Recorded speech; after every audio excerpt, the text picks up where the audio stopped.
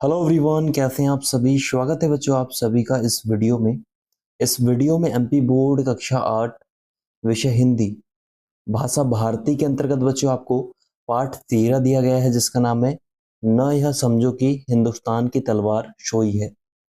इस वीडियो में इस पाठ के सभी अभ्यास प्रश्नों के उत्तर हम आपको बताने वाले हैं, तो इस वीडियो को लास्ट तक जरूर देखिएगा। देखिए बच्चों, ये पाठ आपको स्कूल में जरूर पढ़ाया गया होगा। आप इसके अभ्यास प्रश्नों के उत्तर लिखना चाहते होगे तो इस वीडियो से फुल हेल्प आपको मिलने वाली है, तो वीडियो को लास्ट तक जरूर देखिएगा।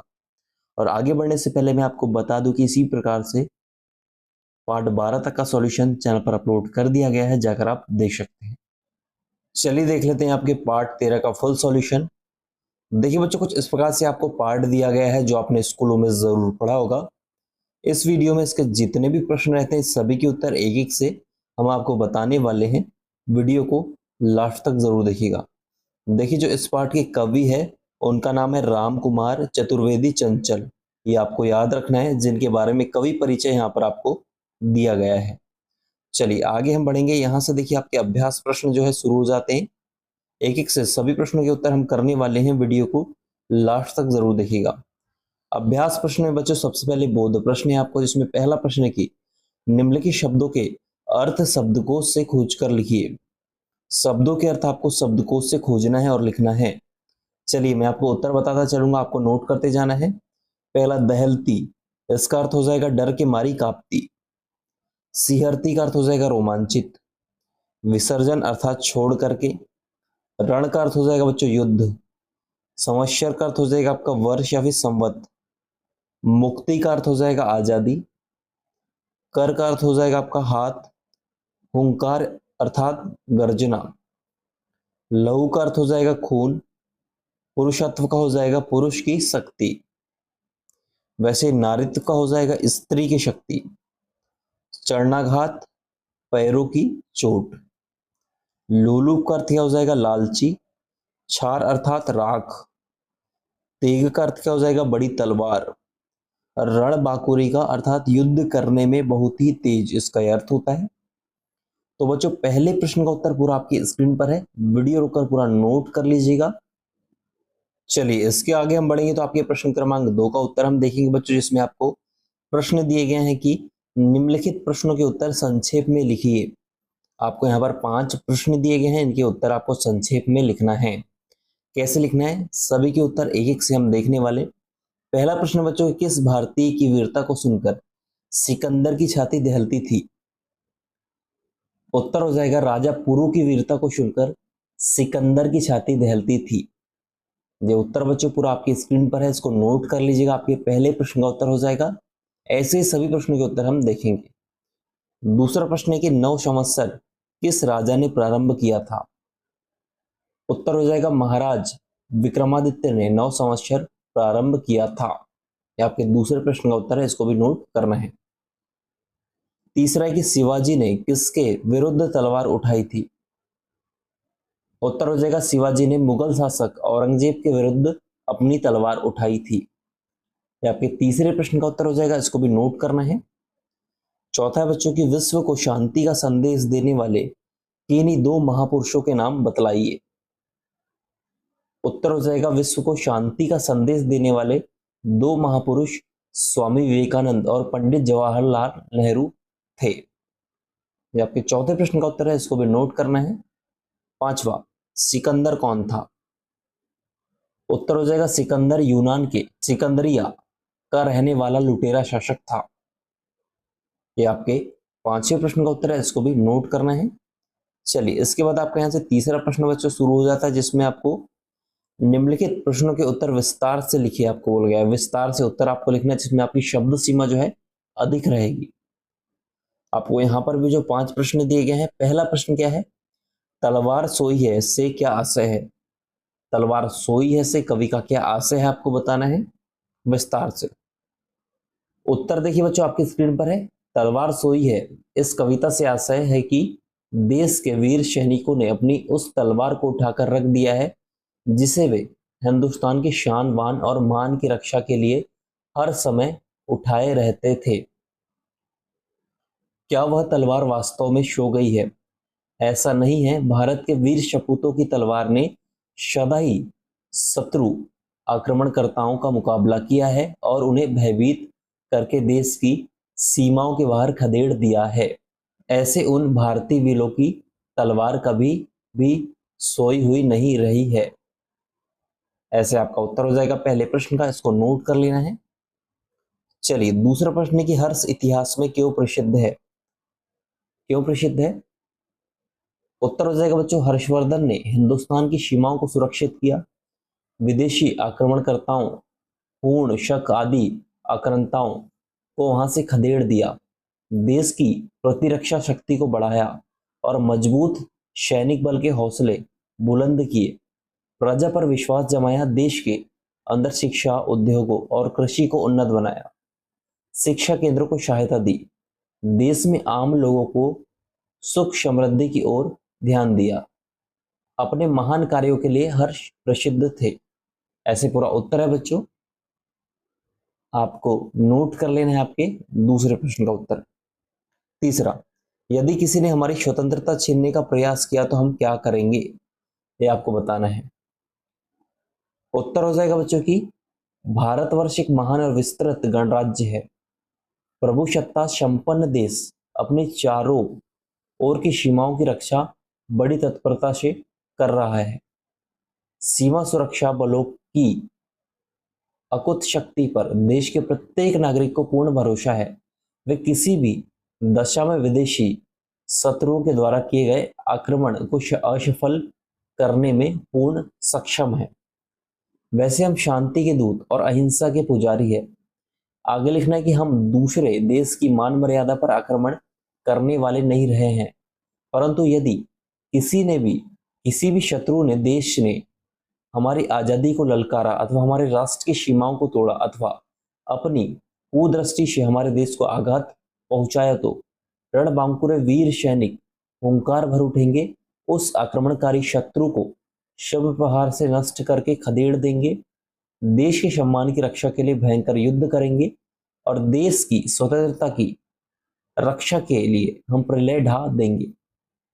ऐसे आपके तीसरे प्रश्न का यह उत्तर हो जाएगा, इसको नोट कर लेना है बच्चों, ये इसका पूरा उत्तर है। चौथा, चित्तौड़ का जौहर क्यों प्रसिद्ध है? आपको बताना है चौथे प्रश्न में। उत्तर हो जाएगा बच्चों, चित्तौड़ का जौहर इस बात के लिए प्रसिद्ध है कि युद्ध में वीर भारतीय रणबांकुरों ने देश की रक्षा में अपने प्राणों की आहुति दे दी। जब वे शत्रु का मुकाबला अपने प्राणों की आहुति देकर भी किया करते थे, तब उनके इस महान बलिदान की खबर पाकर राजपूत स्त्रियां भी शत्रुओं से अपनी लाज बचाने के लिए जलती हुई आग में सामूहिक रूप से कूदकर स्वयं को जला देती थी। यह एक ऐतिहासिक सच्चाई है। उन राजपूत वीर छत्राणियों के लोमहर्षक इस महाबलिदान की परंपरा कई वर्षों तक जीवित रही।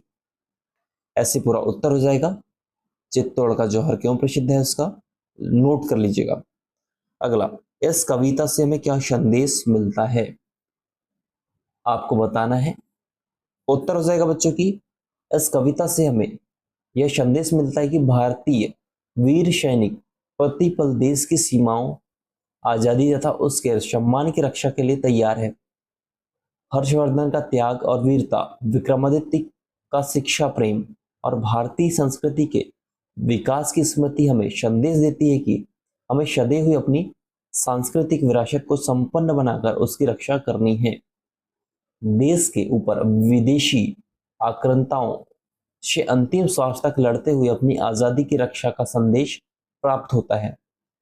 आगे लिखना कि स्त्री और पुरुष दोनों ने ही देश के लिए अपने प्राणों का त्याग किया है। हम युद्ध प्रिय नहीं हैं, प्रिय राष्ट्र की रक्षा के लिए महान से महान त्याग करने से पीछे नहीं हटते। हम भारतीयों ने कभी भी विस्तारवादी नीति नहीं अपनाई है, दूसरे देशों पर आक्रमण नहीं किया है, लेकिन जिस दिन किसी ने देश की आजादी, उसकी सीमाओं को कुचला तो हम उसको मुंह तोड़ उत्तर देंगे। ये पूरा उत्तर लिखना है बच्चों, आपको क्या है, पूरा विस्तार से लिखना था, इसलिए इसको आपको ऐसे लिख देना है। आपके तीसरे प्रश्न का उत्तर कंप्लीट होता है। चलिए आगे हम बढ़ेंगे तो आपका देखिए चौथा प्रश्न है कि निम्नलिखित पंक्तियों का संदर्भ सहित अर्थ लिखिए। आपको संदर्भ सहित आपको अर्थ लिखना है। पहला है कि लहू देंगे मगर इस देश की माटी नहीं देंगे। किसी लोलुप नजर ने यदि हमारी मुक्ति को देखा, उठेगी तब प्रलय की आग जिस पर छार सोई है। तो इसका पहले आपको संदर्भ के साथ अर्थ लिखना है। तो कैसे लिखना है? तो देखिए बच्चों, आपकी स्क्रीन पर पूरा उत्तर दिख रहा है। सबसे पहले आपको संदर्भ ऐसे लिखना है, फिर उसके बाद आपको संदर्भ के बाद इसका अर्थ लिखना है। तो देखिए अर्थ भी आपकी स्क्रीन पर है, पूरा नोट कर लीजिएगा। ये आपके पहले का संदर्भ सहित अर्थ हो जाएगा। वीडियो रोककर नोट करना है। आई होप आपने नोट कर लिया होगा। चलिए इसके बाद हम आगे बढ़ेंगे। तो आपका देखिए यहाँ पर दूसरा है, किया संग्राम अंतिम श्वास तक राणा प्रतापी ने, किया था नाम पर जिसके कभी चित्तौड़ ने जौहर, न यह समझो कि धमनी में लहू की धार सोई है। ऐसे आपको दूसरा दिया हुआ है। तो इसमें क्या करना है आपको? इसमें भी आपको संदर्भ सहित अर्थ लिखना है। तो देखिए बच्चों, स्क्रीन पर आपका पूरा उत्तर है। पहले में आपको संदर्भ कुछ ऐसे लिखना है, फिर उसके बाद आपको अर्थ लिखना है। वीडियो रोककर पूरा अर्थ आपको नोट कर लेना है। ये आपके ख का उत्तर हो जाएगा। पहले संदर्भ फिर अर्थ लिखना है। आई होप आपने पूरा नोट कर लिया होगा। चलिए इसके बाद हम आगे बढ़ेंगे। पांचवा प्रश्न बच्चों आपके सामने की निम्नलिखित पंक्तियों का आशय समझाइए। आपको आशय समझाना है। क्या है? पंक्तियों का। पंक्तियां चार आपको दी गई बच्चों की। कोई नीली की जिसकी चोट से आकाश की छाती। दूसरा, रहे इंसान चुप कैसा की चरणाघात सहकर जब। तीसरा, ना सीमा का हमारे देश ने विस्तार चाहा है। और चौथा, ना यह समझो कि हिंदुस्तान की तलवार सोई है। तो इनका आशय आपको बताना है। तो सबसे पहले का देख लेते हैं, हुई नीली की जिसकी चोट से आकाश की छाती। तो इसका आशय क्या हो जाएगा, अर्थ क्या हो जाएगा? तो देखिए बच्चों, आपको पहले का आशय अर्थ पूरा आपके स्क्रीन पर दिख रहा है। वीडियो रोककर पूरा नोट कर लीजिएगा। आपके पहले का उत्तर हो जाएगा। आई होप आपने नोट कर लिया होगा। दूसरा, रहे इंसान चुप कैसे की चरणाघात सहकर जब। तो इसका आपको आशय बताना है, अर्थ बताना है। तो देखिए बच्चों, आपका दूसरे का भी आशय अर्थ उत्तर आपको कैसे लिखना है आपकी स्क्रीन पर है। वीडियो रोककर ऐसे आपको नोट करना है। इसका यह अर्थ हो जाएगा। तीसरा, ना सीमा का हमारे देश ने विस्तार चाहा है। इसका अर्थ क्या हो जाएगा, आशय क्या हो जाएगा तीसरे का? तो देखिए बच्चों, इसका आशय कुछ ऐसे हो जाएगा। वीडियो रोककर नोट कर लीजिएगा। पूरा उत्तर है आपके तीसरे प्रश्न का। वीडियो रोकना है और उत्तर पूरा नोट कर लेना है। चलिए चौथा है कि न यह समझो कि हिंदुस्तान की तलवार सोई है। इसका क्या आशय है? तो देखिए बच्चों, इसका आशय कैसे लिखना है, पूरा उत्तर आपकी स्क्रीन पर है। चौथे प्रश्न का भी उत्तर ये हो जाएगा। नोट कर लीजिएगा। वीडियो रोककर पूरा नोट करना है। चलिए आपने नोट कर लिया होगा। आगे हम बढ़ेंगे। तो आगे देखिए बच्चों, यहां से आपका भाषा अध्ययन शुरू हो जाता है, जिसमें पढ़िए और जानिए बोला गया है। आगत शब्द दिए गए हैं, हिंदी शब्द आपको दिए गए हैं। जैसे ख्याल को हम विचार कह सकते हैं हिंदी में। ताज्जुब का अर्थ हो जाता है आश्चर्य। दखल का अर्थ हो जाता है हस्तक्षेप। तो वैसे ही पहला प्रश्न है कि इस कविता से 5 ऐसे ही आगत शब्द छांटकर उनके हिंदी शब्द लिखिए, आपको बोला गया है। तो कैसे लिखना है? तो देखिए बच्चों, उत्तर आपकी स्क्रीन पर है। पहले का आगत शब्द हो जाएंगे आपके फौजे, लहू, इंसान, लाचार, मगर। और इसके हिंदी शब्द क्या हो जाएंगे? सेनाएं, रुधिर, मनुष्य, असहाय, यद्यपि। तो पूरा उत्तर आपकी स्क्रीन पर है। पहले प्रश्न का उत्तर ये हो जाएगा। वीडियो रोककर पूरा नोट कर रहे हैं। चलिए आगे हम बढ़ेंगे। तो देखिए आगे आपको बच्चों यहाँ पर दूसरा प्रश्न है बच्चों की, निम्नलिखित वर्ग पहली से आकाश, रण और लहू के दो दो पर्यायवाची शब्द खोज कर लिखिए। पहली से आपको खोजना है और लिखना है। तो देखिए आकाश, रण और लहू के दो दो पर्यायवाची लिखना है। तो देखिए आकाश का क्या हो जाएगा? आकाश का हो जाएगा बच्चों यहाँ पर नभ और हो जाएगा व्योम। तो नभ और व्योम लिख देना है। रण का क्या हो जाएगा? संग्राम और युद्ध। तो देखिए संग्राम और युद्ध ऐसे। तीसरा, लहू का हो जाएगा रुधिर, रक्त। तो देखिए रक्त और रुधिर। तो ऐसे बच्चों पूरा उत्तर है आपके दूसरे प्रश्न का आकाश का नवव्योम, रण का संग्राम युद्ध और तीसरे का लहू का रुधिर रक्त। ये पूरा नोट कर लीजिएगा। चलिए इसके बाद हम आगे बढ़ेंगे। तीसरा है बच्चों की सुनील गोविंद का मित्र है किंतु अरविंद का शत्रु है। इस वाक्य में मित्र और उसके विलोम शब्द शत्रु का प्रयोग हुआ है। आप इसी प्रकार के निम्नलिखित शब्दों के वाक्य प्रयोग उनके विलोम शब्दों के साथ लिखिए, आपको बोला गया है। अहिंसा का आपको विलोम शब्द लिखकर उसका एक वाक्य बनाना है, वैसे अर्थ का शांति का आग का। तो 4 वाक्य बच्चों आपको बनाना है। तो देखिए कैसे लिखना है। उत्तर बच्चों आपकी स्क्रीन पर है। पहले एक अहिंसा का क्या हो जाएगा, अहिंसा का भाव हिंसा से स्पष्ट हो जाता है, ऐसे आपको लिखना है पहले का। अर्थ का हो जाएगा अर्थ और अनर्थ दो विरोधी शब्द है।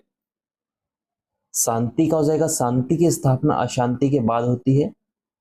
और आग में हो जाएगा आग की पानी से बुझा दिया जाता है, आग को जो है पानी से बुझा दिया जाता है। ऐसे आपको तीसरे प्रश्न का उत्तर नोट करना है बच्चों। चलिए आगे हम बढ़ेंगे। तो चौथा प्रश्न क्या है, नारी में त्व प्रत्यय जोड़कर नारीत्व तथा पुरुष में त्व प्रत्यय जोड़कर पुरुषत्व बना है, उसी प्रकार त्व प्रत्यय जोड़कर 3 और शब्द बनाइए बोला गया है। जैसे नारी का त्व जोड़े हमने प्रत्यय तो नारीत्व हुआ, वैसे सती का हो जाएगा सतीत्व, मनुष्य में त्व जोड़ेंगे तो मनुष्यत्व, देव में देवत्व। तो ऐसे चौथे प्रश्न का उत्तर बच्चों आपकी स्क्रीन पर है, वीडियो रोककर पूरा नोट कर लेना है। चलिए आगे हम बढ़ेंगे। तो देखिए आगे आपको यहाँ पर 5वां प्रश्न है बच्चों की, इस पाठ में तुकांत स्थिति समझकर तुक मिलाने वाले शब्द छांटकर लिखिए, आपको बोला गया है। तुकांत स्थिति में तुक मिलाने वाले शब्द छांटना है और लिखना है। तो कैसे लिखेंगे, तो देखिए बच्चों उत्तर आपकी स्क्रीन पर है। पहला हो जाएगा छाती सिकंदर की तेग बाबर की। दूसरा वाक्य हो जाएगा सिहरती थी उभरती थी। तीसरा वाक्य हो जाएगा हर्ष और विक्रम संवत्सरों का क्रम। चौथा शिवाजी ने राणा प्रतापी ने। पांचवा हो जाएगा जग को विस्तार चाहा है अधिकार चाहा है। छठवा हो जाएगा ना चूकेंगे नहीं देंगे।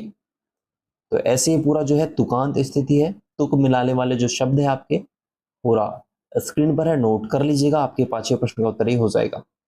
चलिए बच्चों इसके बाद 5वें प्रश्न के आगे का हम देखेंगे। 6वां प्रश्न देखिए, यहाँ पर आगे आपको रस क्या होता है, स्थायी भाव क्या होते हैं, विभिन्न रसों के उदाहरण दिए गए हैं। साथ ही में देखिए आपको रस स्थायी भाव दिए गए हैं बच्चों, जो आपको एक बार पढ़ लेना है। इसके बाद देखिए 6वां प्रश्न आपके सामने है बच्चों यहाँ से कि न यह समझो कि हिंदुस्तान की तलवार सोई है, कविता में कौन सा रस है बताना है, नाम लिखकर उसका स्थायी भाव भी लिखिए बोला गया है। तो कैसे हो जाएगा इसका उत्तर, तो उत्तर करके लिखना है कि इस कविता में वीर रस है, वीर रस का स्थायी भाव उत्साह होता है। इस प्रकार से 6वें प्रश्न का ये उत्तर है बच्चों, नोट कर लीजिएगा, ये आपको लिख लेना है।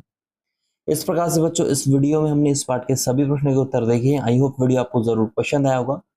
वीडियो अगर अच्छा लगा तो वीडियो को लाइक जरूर कीजिएगा, अपने सभी दोस्तों के साथ शेयर कीजिएगा ताकि उनकी हेल्प हो सके। और ऐसे वीडियो देखने के लिए चैनल को सब्सक्राइब कीजिए। मिलते हैं नेक्स्ट वीडियो में, जब तक जय हिंद, वंदे मातरम।